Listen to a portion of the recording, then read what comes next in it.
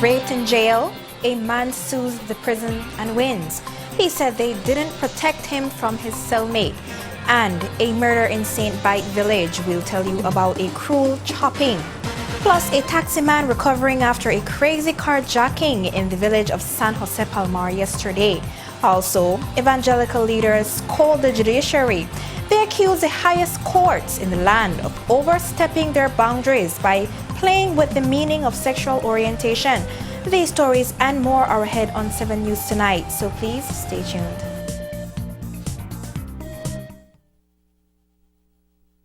Hope you guys are ready and pumped for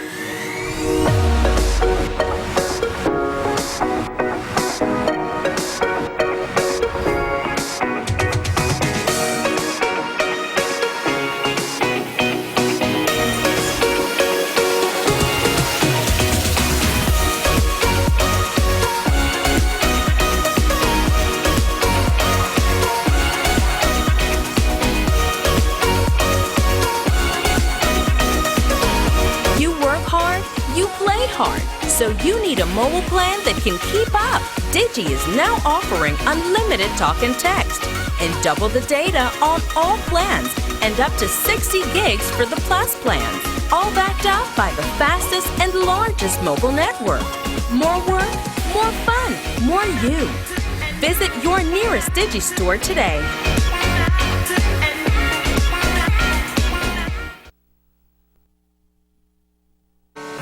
As we continue to enhance customer experience, the Social Security Board is proposing the use of biometrics. Biometrics is the measurement of a person's unique physical characteristics, such as fingerprints and facial features, used to establish and verify that you are who you say you are. Biometrics will ensure services are provided to the right person at the right time, making customer transactions easier and secure. Identity management with biometrics will be easier. It allows us to quickly and accurately confirm your identity when accessing any of our services, from the moment a person is registered to the moment the payment of a benefit is made. With biometrics, fraud will be minimized by easily identifying those who pose a security risk. The enhancement of customer services to you means no more filling out of forms, no more presentation of an ID, and decreased waiting time. Your convenience and your information security is our priority. Social Security Board, safeguarding you, your family, your future.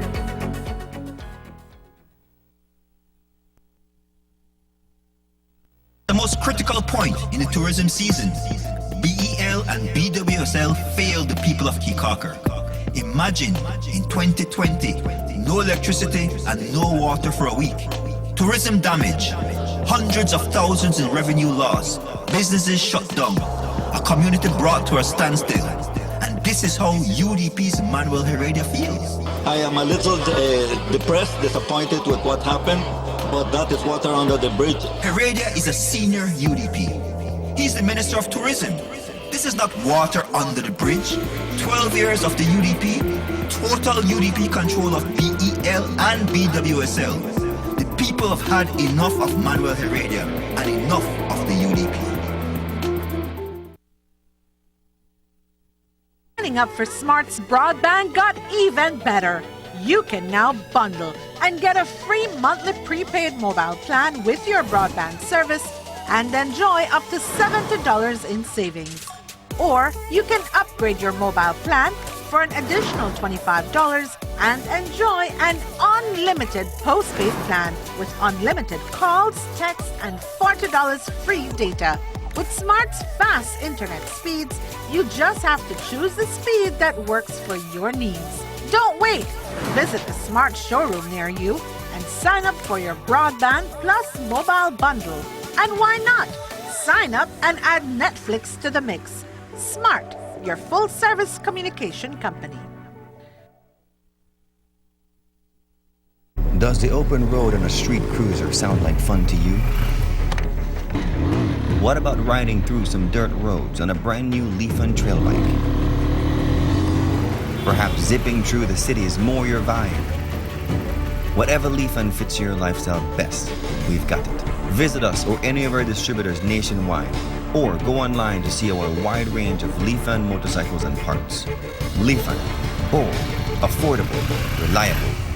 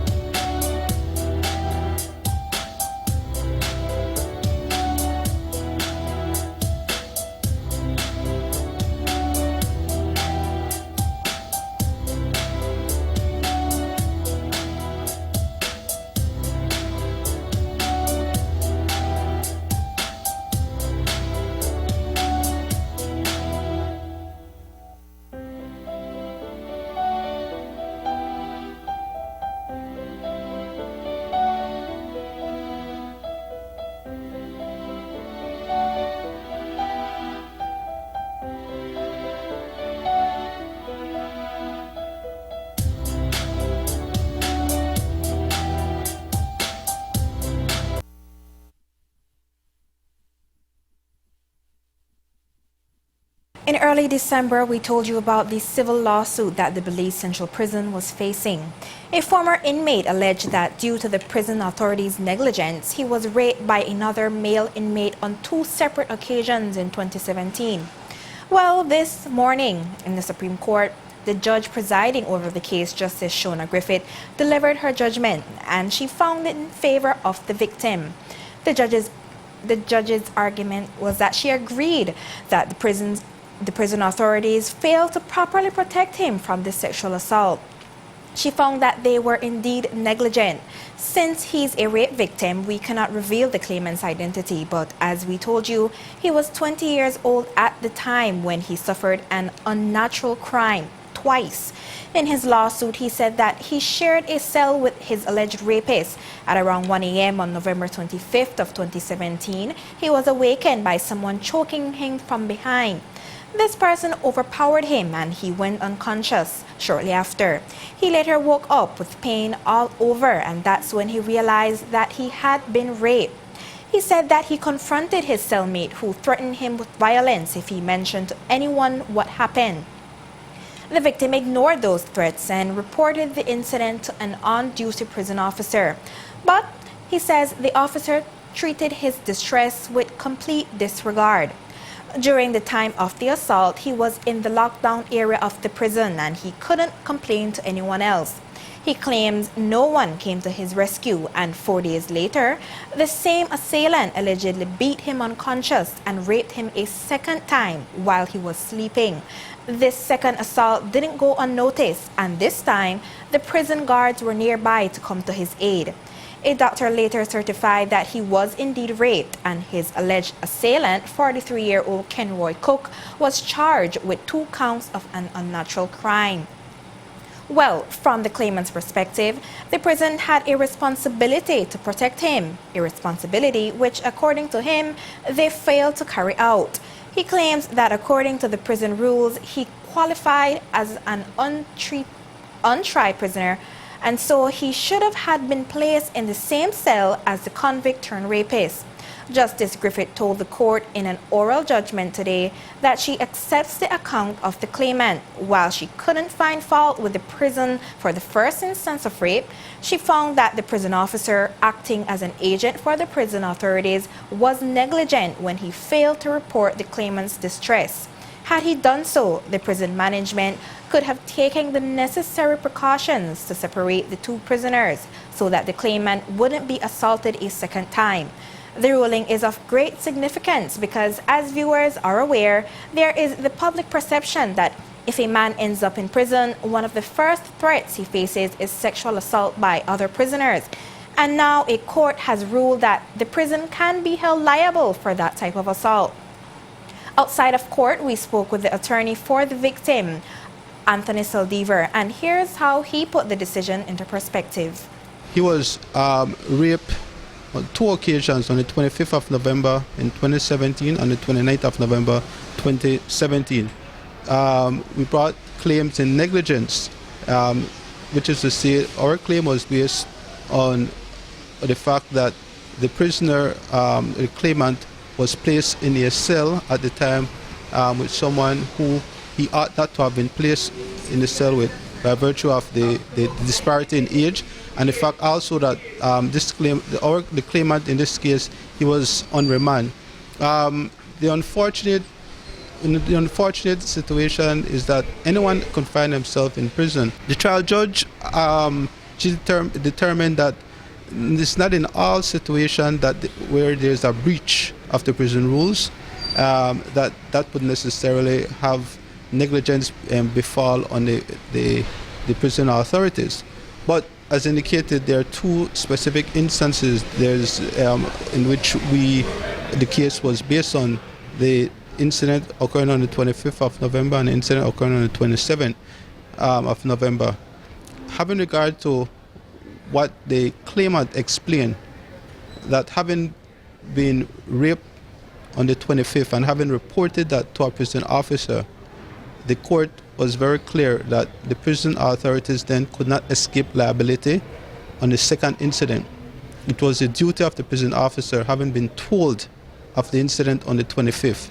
he ought to have communicated that to the prison authorities, and the necessary steps should have been taken to ensure that the claimant was removed from the cell in which he was housed with the prisoner who had raped him. And so the court found, based on the second incident, a clear case of negligence arose, and as a result, the prison authorities and the government, they are jointly and severally liable. Okay, now, sir, tell us about the determination that will be done to determine damages that your client deserves. Well, we're hopeful that the government may wish to venture into a just and reasonable settlement, and that the claimant would not have to go through this agonizing and terrifying experience, and which necessarily which he would be put to if we were to go to the second stage of the trial, which would be assessment of damages. Because what would happen at that stage is that he would have to explain the impact the incident has had on his life, and as well we would have to bring other evidence in the form of other witnesses who could speak to whatever changes there has been in respect to the way in which he has responded adversely and negatively to the incident. Justice Griffith has ordered that both the government and the prison's management must pay the claimant's court costs. The next step is to determine just how much in damages the rape victim is entitled to. The judge has given his attorney, Anthony Sylvester, several weeks to file statements on the negative impact these assaults have had on him. We'll keep following, and we'll tell you how that part of the case goes. A Mexican property manager was tortured and killed today on the Placencia Peninsula. The body of Gabriel Guzman Cruz was found at the bottom of the stairs at a private residence on the outskirts of St. Bite. Initial reports is that he had been tied up, badly beaten, and tortured, and then they tried without success to set him on fire. Somehow, after all that, when his would-be killers had left, he rolled down the stairs and was found bleeding out on the landing at the bottom with many cuts and wounds and other injuries. A passerby saw him there and tried to run to his rescue, but he died within minutes. He reportedly told this person that two men did it to him. Reports say the home had also been ransacked. We'll have more on this tomorrow. San Jose Palmar is a quiet village in the Orange Walk district, but last night, a masked gunman shattered that peace when he attacked a cab driver. 46-year-old Ricardo Oak was shot to the chest while driving in Palmar. The attack unfolded just after 6:20 p.m. when a black SUV overtook his Mitsubishi Outlander and abruptly stopped in front of them. A masked man with pistol hopped out of the SUV, strode towards the taxi, and ordered Oak out. Police say Oak put up a fight, and that's when he was shot. The gunman then fled in Oak's vehicle. Oak was helped to the Northern Regional Hospital by a passing driver. He has since been treated and released. Police have made no arrests. And we take a break now. When we come back, we'll tell you why residents of San Antonio, Toledo say their village polyclinic is burning toxic medical waste too close to their homes.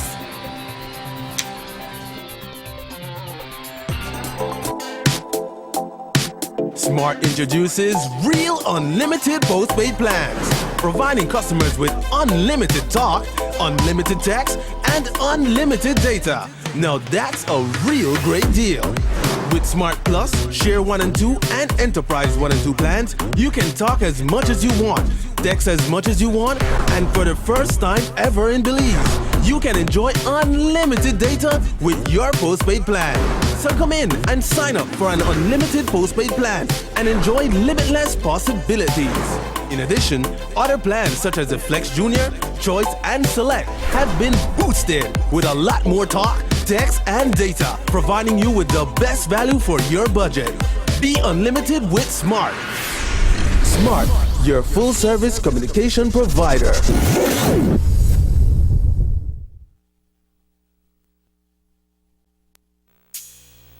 When we started to build our house, we knew that we would have to enjoy living in it for the rest of our lives.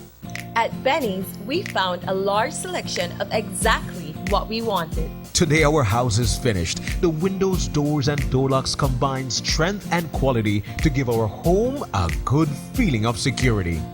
We're completely pleased with our kitchen, which features state-of-the-art Delta faucets and reliable GE appliances. Our bath fixtures and accessories blends perfectly with the tiles that we paint. We used warm paint colors that give a cozy effect, complementing our lights and fans. From the grand entrance onto our beautifully tiled floors. We are comfortable in our home, truly content with the knowledge that we did well shopping at Benny's. Benny's and you, together we can make your dream house come true.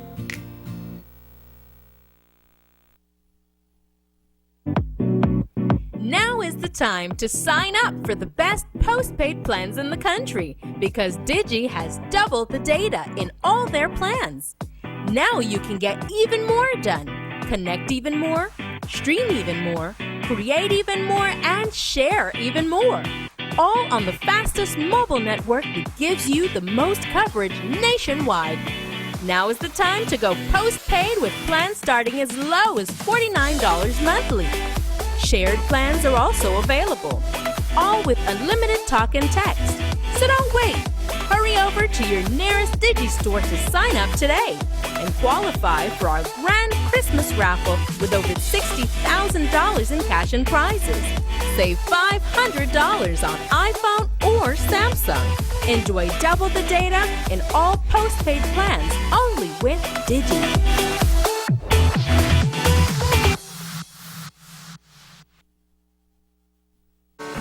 As we continue to enhance customer experience, the Social Security Board is proposing the use of biometrics. Biometrics is the measurement of a person's unique physical characteristics, such as fingerprints and facial features, used to establish and verify that you are who you say you are.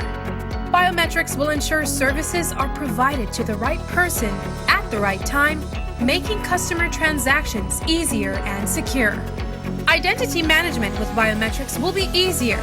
It allows us to quickly and accurately confirm your identity when accessing any of our services, from the moment a person is registered to the moment the payment of a benefit is made. With biometrics, fraud will be minimized by easily identifying those who pose a security risk. The enhancement of customer services to you means no more filling out of forms, no more presentation of an ID, and decreased waiting time. Your convenience and your information security is our priority. Social Security Board, safeguarding you, your family, your future.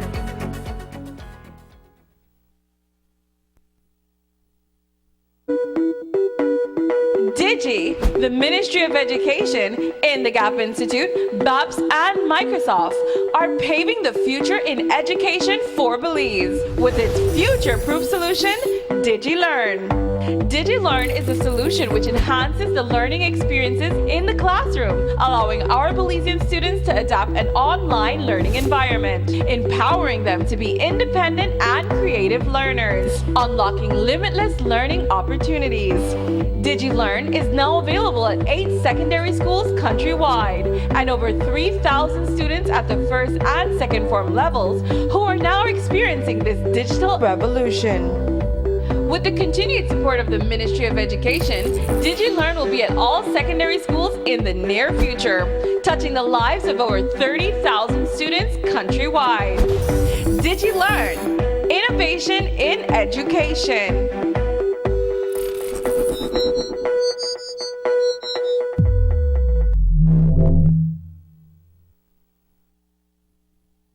Does the open road on a street cruiser sound like fun to you? What about riding through some dirt roads on a brand new Leafun trail bike? Perhaps zipping through the city is more your vibe. Whatever Leafun fits your lifestyle best, we've got it. Visit us or any of our distributors nationwide, or go online to see our wide range of Leafun motorcycles and parts. Leafun, bold, affordable, reliable.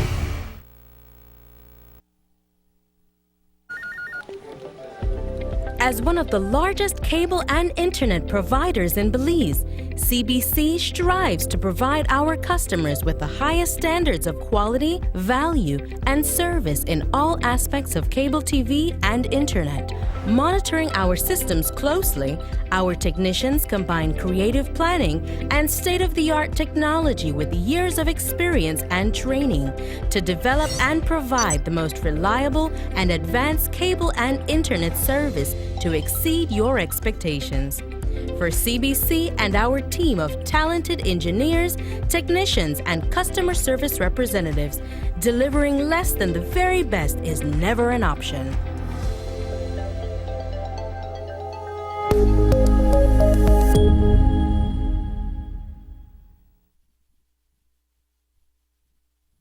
December 4, the area representative for Toledo West, Oscar Requena, stood up in the House of Representatives where he spoke on the adjournment about a matter of public interest. In this case, it was about what he says is the improper disposal of medical waste at the polyclinic in San Antonio Village.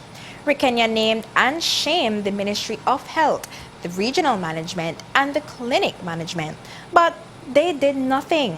1 month later, the party continues, and this week, residents who live nearby staged a protest. This morning, we spoke to the area representative via telephone, and his outrage was palpable. These people have absolutely no shame, and they have no regard for the law, because the law is very clear that, particularly when it comes to, these hazardous types of waste, they have to be properly disposed of. I would have thought that, the authorities at the hospital in Punta Gorda would have taken heed and would have ensured that they would adequately dispose of the garbage, not in San Antonio, but elsewhere where, it is intended to be disposed of. Every week, garbage is being taken there. Yesterday, I got a call from, one of my constituents who lives right next door to the hospital, and I'm prepared to call her name because she is very concerned, Miss Felicita Cruz, and her family. They called me and said, Mr. Requena, the truck is here. She sent me images. She sent me a video of, the trailer with all the red plastics in there. And, they are very concerned because, she's saying it is beginning to affect her health. I want to say that the village authorities, the chairman, Mr. Evagrio Ball, and his village council and some concerned citizens had already approached the administrator in San Antonio, about this matter. This is about more than a month and a half ago. They approached them and they said, what, we are not satisfied. Please discontinue this practice of burning garbage here. It is affecting the health of our people. And they have refused. In fact, they went further, Jules. They went further that they prevented the duly elected village council from actually accessing the site. And this matter has to be put to an end. I am calling on the Minister of Health, the Honorable Pablo Marin, to please intervene and ensure that this matter is addressed immediately. I am also calling out on the Ministry of the Environment, man. You can recall, Jules, you can recall clearly, there was a press release that was sent out from the Ministry of the Environment in which they said that public burning is no longer permitted. I think this was done in April of last year, where they said that, public burning of garbage is no longer permitted because it is affecting the health of the people and that this practice must be discontinued. Now, can you imagine? The Ministry of Environment is, sending out this press release, and here you have the Ministry of Health who is now upholding and condoning the burning of hospital waste openly, affecting the health of our people, Jules. This is totally unacceptable. The Ministry of Health said no one was available, to comment today. Last week, Monday, we took you to the Court of Appeal where a panel of judges handed down a decision reaffirming that consensual same-sex acts between adults are legal. They were disposing of an appeal that the government brought against the 2016 judgment that Chief Justice Kenneth Benjamin delivered in the favor of the local gay rights activist, Caleb Orozco. Now that they've had time to digest the ruling, the evangelical churches, which make up the National Evangelical Association of Belize, are of the opinion that this judgment is nothing more than, quote, judicial activism, end quote. The executives of the association hosted a press conference this evening, and here's what the president had to say in his opening remarks about the judgment. We are, however, gravely concerned at the appeals court ruling last week, upholding that sex in the Constitution is meant to include sexual orientation. This is judicial activism, where one judge changed the meaning of our Constitution with the stroke of a pen, bypassing parliamentary and constitutional procedures. This will have disastrous ramifications for Belize. And what is the definition of sexual orientation? Whose definition? Pedophilia is currently claimed as a sexual orientation by pedophiles. So now a fluid, evolving definition will form the basis for non-discrimination in our Constitution. We and our member churches are vehemently opposed to man's effort to redefine marriage and sexuality, which man did not create, God did. As we have warned for years in this battle, the LGBT now have a green light by the court for same-sex marriage and to teach our children and grandchildren in schools that homosexuality and transgenderism is normal and natural. Belize, wake up. And our government is quietly fast-tracking anti-discrimination and hate speech legislation set for public consultation this month, January, yet has not given us a copy of the law.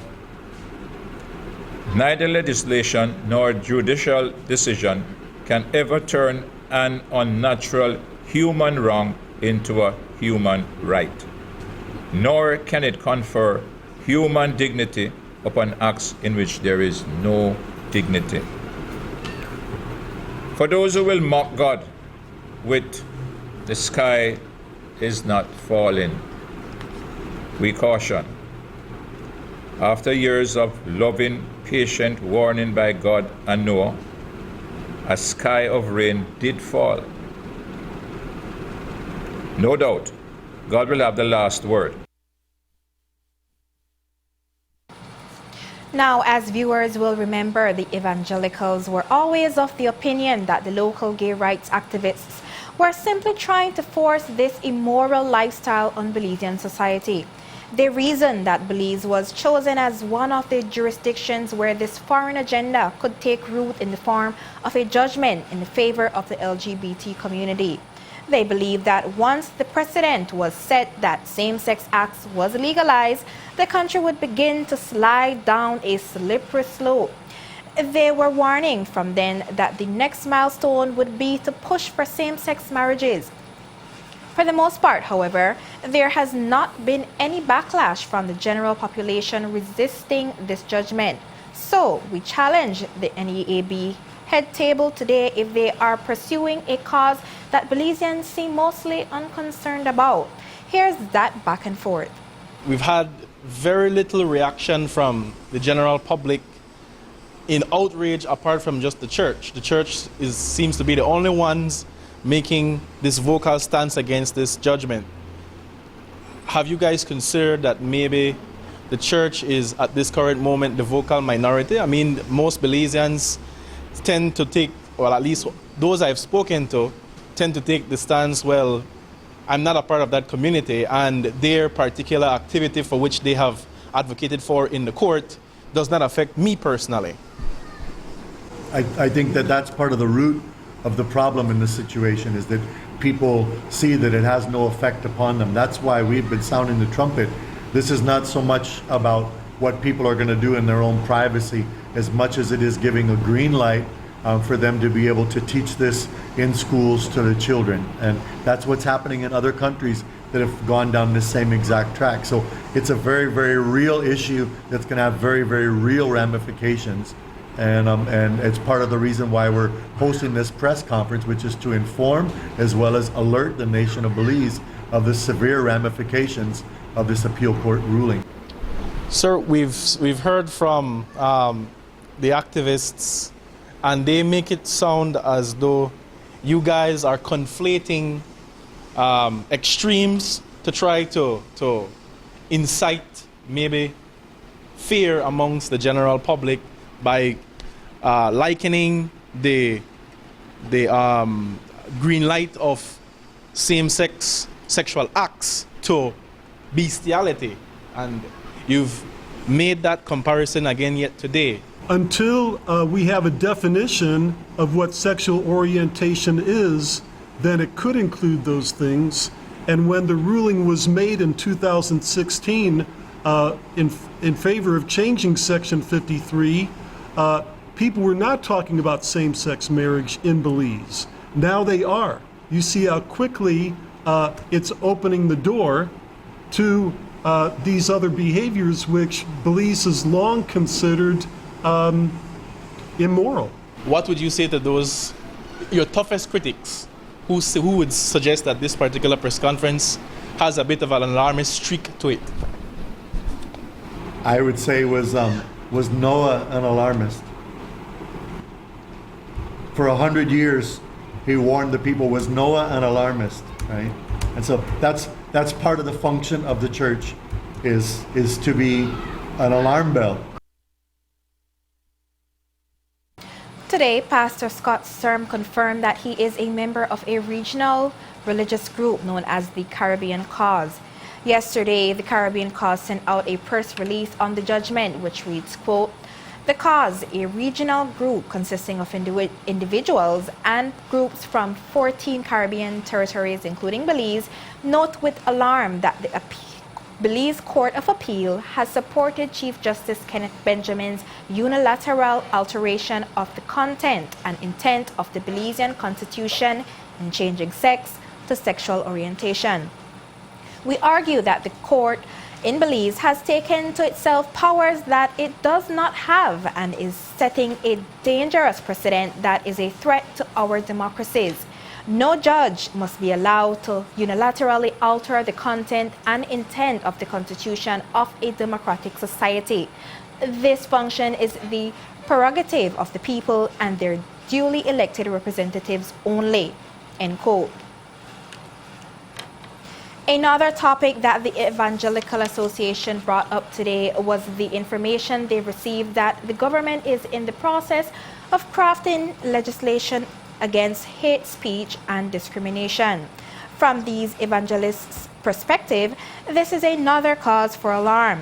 According to them, in other countries where this type of legislation was enacted, the term hate speech has been used by the LGBT community as a means of censoring any sort of disagreement or disagreeing sentiments, that is, against their lifestyle. Here's how the association's secretary described it this evening. The government is very quietly moving forward with anti-discrimination legislation. We got an email concerning a consultation with a consultant from Barbados at the end of November, beginning of December, right as Christmas celebrations are starting. And it was concerning anti-discrimination legislation that is being drafted in Belize. He did not present to us a copy of the legislation. He gave us a copy of a model that they're using. And but they informed us that this will be going to public consultation in the month of January and then to the House after that. And we find this shocking because, again, this is giving green light for everything that the LGBT have wanted in the country of Belize. Anti-discrimination, which means that, and hate speech, which means that you will not be able to speak against them. I have friends in Canada that have worked in professional capacities. You are not allowed to say anything about homosexuality in the workplace, or you will be charged with hate speech. Just recently, there was a news story of a church in Toronto that was kicked out of their building by the city because of hate speech. And their hate speech was reaching out to homosexuals on the street by saying, God loves you and he wants to save you. That was their hate speech. And so we find it very, very disingenuous that right before Christmas holidays, where basically it's impossible to mobilize any type of information campaign, that was the only consultation time for us as the church. So the association has partnered with 133 churches countrywide to create a list of public issues they want their opinions heard on. They call it Raising Standards in Belize, a nonpartisan evangelical manifesto. And they have 7 areas of focus, namely abortion, traditional marriage and family, gender policy, drug decriminalization and legalization, political corruption, Belize-Guatemala relations, and the Belize school curriculum. This evening, the Secretary discussed their thoughts on the topic of marriage and family. So we call it a manifesto because it's nonpartisan, but we want to get out in front on these issues and say where the church stands on each of these issues, including abortion, traditional marriage and family, gender policy. On the next page, drug decriminalization and legalization. 5 is political corruption. 6 about Guatemala, and 7 about curriculum. We're taking a united stand with consensus with other evangelical leaders on each of these issues, and we will be rolling out more about these issues to the media in the coming weeks. This week we want to focus on number 2 and number 3.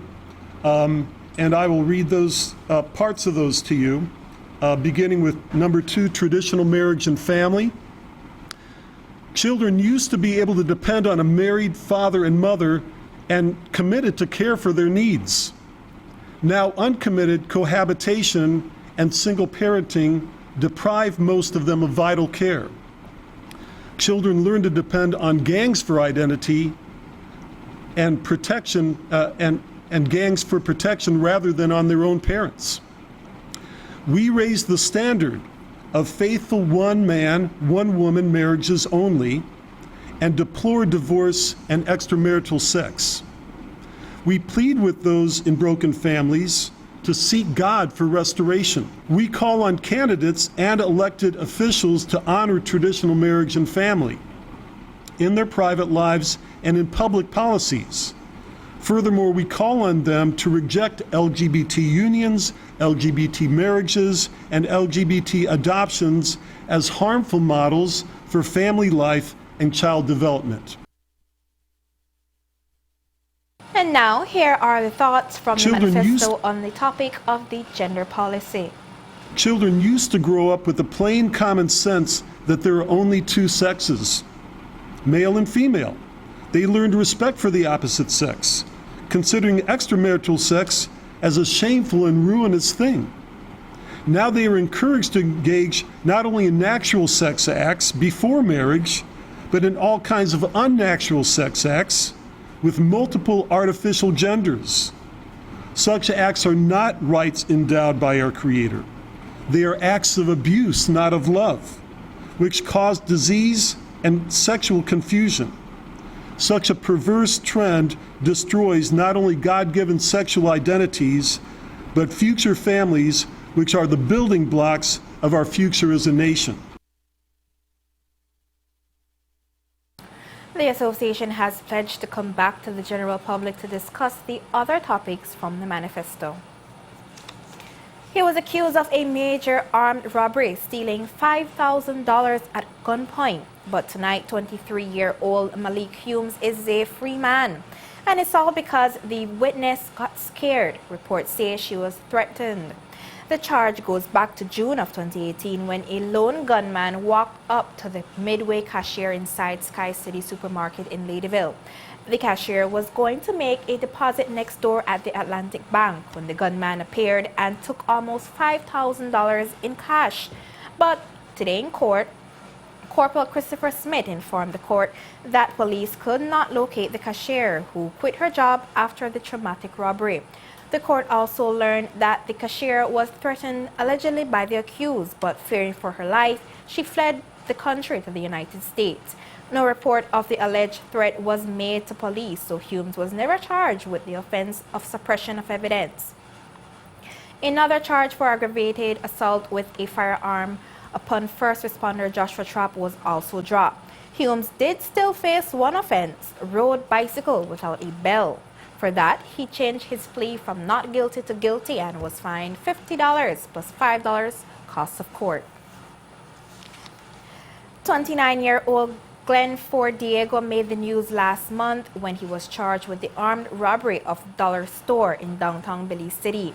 While he awaits trial for that, tonight Diego is in jail serving out a 6-year sentence for an unrelated offense. That's after he was found guilty of keeping a prohibited firearm and keeping ammunition without a gun license in a judgment that was read to him by Senior Magistrate Tricia Pitts Anderson on Friday. She sentenced him to 6 years for the firearm, which is a .45 pistol, and 3 years for 8 rounds of .45 caliber ammunition in the magazine. The sentences she stipulated are to run concurrently, so he will only serve 6 years. The charge goes back to December of 2018 when police searched Diego on the Philip Golson Highway and found the large pistol wrapped inside a shirt. Diego testified, but he did not say anything about the firearm. He still faces a charge of aggravated burglary for that dollar store robbery. And we take a break now. When we come back, we'll tell you about a group of musicians from Vienna who are in Belize.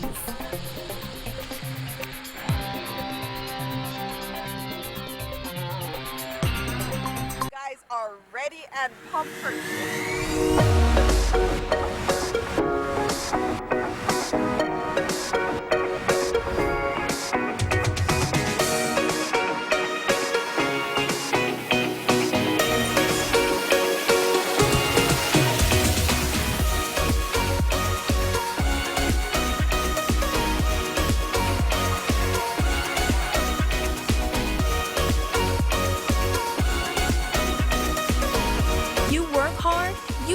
hard, so you need a mobile plan that can keep up.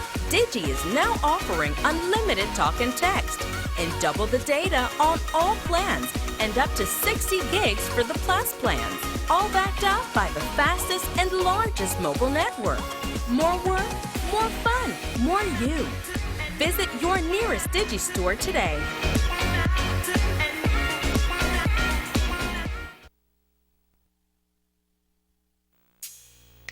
When we started to build our house, we knew that we would have to enjoy living in it for the rest of our lives. At Benny's, we found a large selection of exactly what we wanted. Today our house is finished. The windows, doors, and door locks combine strength and quality to give our home a good feeling of security. We're completely pleased with our kitchen, which features state-of-the-art Delta faucets and reliable GE appliances. Our bath fixtures and accessories blends perfectly with the tiles that we paint. We used warm paint colors that give a cozy effect, complementing our lights and fans.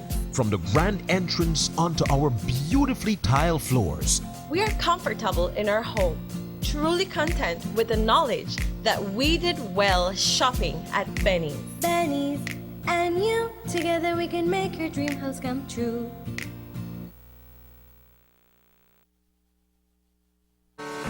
As we continue to enhance customer experience, the Social Security Board is proposing the use of biometrics. Biometrics is the measurement of a person's unique physical characteristics, such as fingerprints and facial features, used to establish and verify that you are who you say you are. Biometrics will ensure services are provided to the right person at the right time, making customer transactions easier and secure. Identity management with biometrics will be easier. It allows us to quickly and accurately confirm your identity when accessing any of our services, from the moment a person is registered to the moment the payment of a benefit is made. With biometrics, fraud will be minimized by easily identifying those who pose a security risk. The enhancement of customer services to you means no more filling out of forms, no more presentation of an ID, and decreased waiting time. Your convenience and your information security is our priority. Social Security Board, safeguarding you, your family, your future.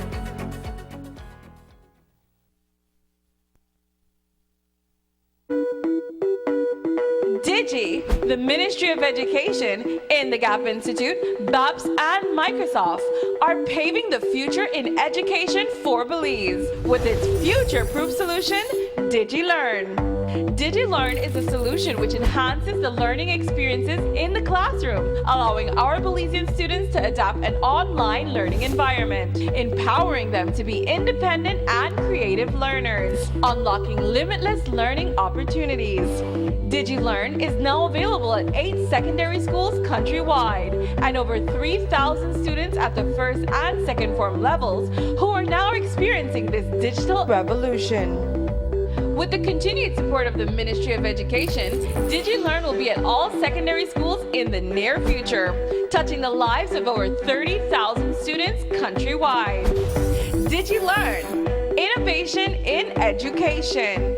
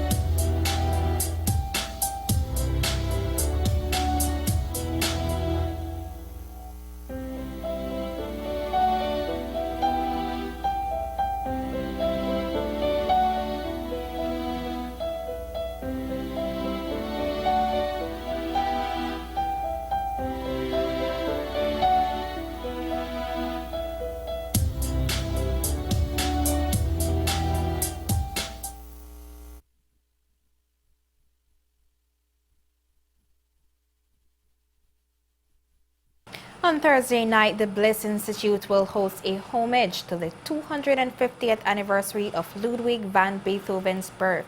This homage is unique because it is being led by a group of musicians from the country Beethoven came to call home, Austria. They have traveled to Belize to share their musical techniques while gaining inspiration from Belize's rich and distinct style of musical expression. Cherise Halsall found out more.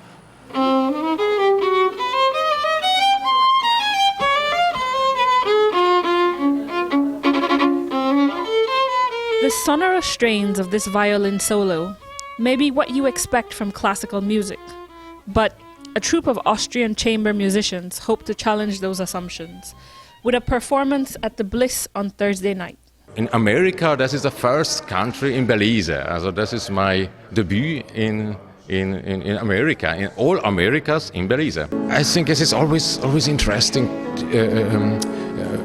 to open your eye, your ears, something for new. And classical music it sounds a little bit, this is old-fashioned, but classical music can be very romantic, very full for feeling. And this also we tried to make a mix between a crossover between classical music, folk music, jazz, and I think it's a concert for me is the best experience if it is colorful, if it has everything is inside. It is like a toucan, you know, and every colors in it, red, yellow, blue. I have been in Belize 14 years ago, just a touristic, and I was very wild on the way in the forest, in Coxsone Bays, in Jaguar Bays, and the Cays. And then a year ago, my friend Peter Ilavsky he had a project in Belize, and I was listening. Oh, Belize, that is familiar to me, and so it's came with Peter Ilavsky to make altogether these projects or the concerts. Niche's assistant musical director will accompany the group on percussion, and he's encouraging Belizeans to experience the classical elements of this performance while enjoying the eclectic Belizean offerings that the group has made sure to incorporate. I understand that the perception of a lot of Belizeans when it comes to classical music and to opera and to those types of things, it might not be the first thing that people would jump to want to go and see, but the program, from what I've seen, will include some folk music, Belizean, Brockdown music. It will include jazz, it will include the classical and the opera, it will include some Broadway pieces as well. It's just going to be a very wide variety of styles of music, and I think one of the good things about what the ensemble has done is they've made it a point to feature different Belizean musicians, vocalists, and to also, put them, highlight the work that our young people especially have been doing, and how versatile our musicians really are. Belizean singers, both semi-professional and amateur, will be showcased. I always liked pop music, and I always liked R&B. I always liked different styles of music. Opera was not really my first choice. When I was younger, my uncle used to hear me sing on O, whatever. And then he would say, oh my gosh, you're gonna do opera when you get older. And then surprisingly, when I started the music program, my first piece was an opera piece. And I didn't realize I have that voice for it, but so yeah, I'm taking advantage of my situation right now. Yeah. I really like it. It makes me feel so alive, It just puts you in a different place. It's really relaxing, and music is it's communication. So it's it doesn't matter what language you're singing or whatever, you will always be communicating with your audience and with yourself as well. So one of my pieces that I'll be doing is Verbliche Stanken. It's by Johann Brahms, and he's a very famous composer in Europe. And also I'm doing one from Max Reger, which is the Virgin Summer Song, and then a jazz piece from Richard Rodgers, which is My Funny Valentine, and another piece which is by I Could Have Danced All Night. I am just trying to learn to sing. I hope that one day, with the grace of God and the gift of His talent, I might be a better person one day. I would think that it's a directive from the Holy Spirit. I was out doing my regular day job, and these people just came to me. They wanted a taxi to go somewhere, and a song came into my mind, and I just started singing. They liked the way I sing, and that's how I got invited. Peter Ilavsky is the program's music director. He's lived in many countries and feels that his calling is to help musicians, no matter where they live, refine their techniques and be able to do what he has always loved, traveling to share his musicality with anyone who will listen. Yes, the first trip I was officially invited through the former ambassador of Belize to Austria, Mr. Nagel.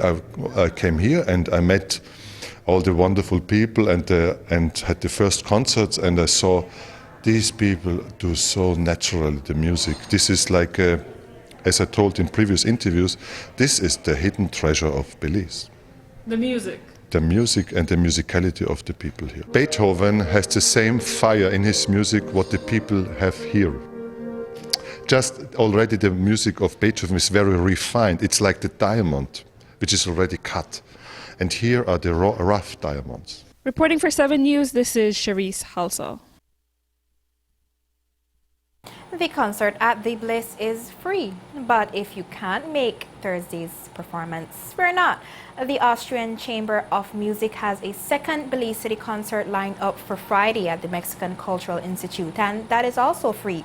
The group will also perform in San Pedro, as well as host 3 days of music workshops at the University of Belize's Belmopan campus from Monday, January 13th to Wednesday, January 15th. Last year, we introduced you to Yaoling Lee, an artist blazing the trail of bringing art to public spaces in Belize. Yaoling is continuing a series of exhibitions throughout the country in 2020, but the artist is looking to inspire in more profound ways than simply exhibiting. She's stopping in each location to provide free 2-day intensive workshops for budding Belizean artists.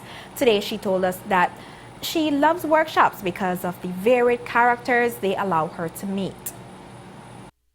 Right now it's the second stop where I'm doing a project with a Nature Museum, and Miss Ilona is the one who is doing the scheduling for me. We did the museum already a couple months ago, and right now it's at the Banquita at the Orange Walk. So the opening that day, we had 2 workshops already with the student. And right now this weekend is the workshop that open to the public for adults. And it's a workshop of 2 days, intensive workshop, Saturday and Sunday. Please sign up with Miss Vegas. Yeah, Banquita, Orange Walk. If you live there, come and learn something with me. It's especially for the adult. And I offer 5 programs, one more than the one I offer to the museum. That will be the portrait drawing, portrait painting, because it's like a progress. And then we're going to do outdoor painting, plein air. And this one I'm adding a night plein air painting. I mean, like in the night we go out and paint. So tell me, have you discovered any young budding artists in Belize through your workshops? Yes, a lot. That's why I like to do it. Sometimes you never know how talented people can be here, and they don't know. Got potential. But I think they need to be patient, because what I really want to promote is the fundamental. And it takes time, and it's work. It's really work. It's not partying. It's not having really fun. It's fun, yeah, but another kind of fun in there. You have to work. You have to really push yourself far away and really try to follow and try to work in fun life. That's what I'm always to say, to the people.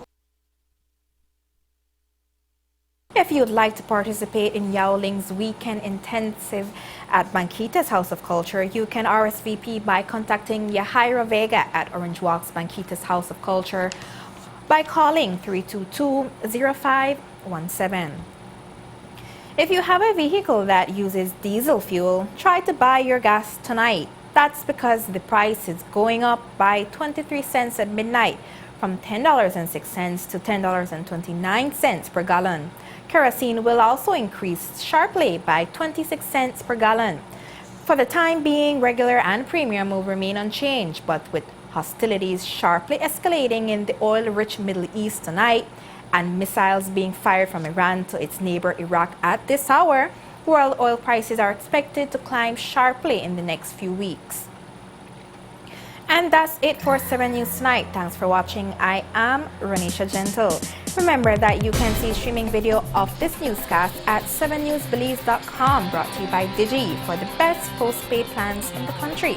Have a good night and join us back here tomorrow.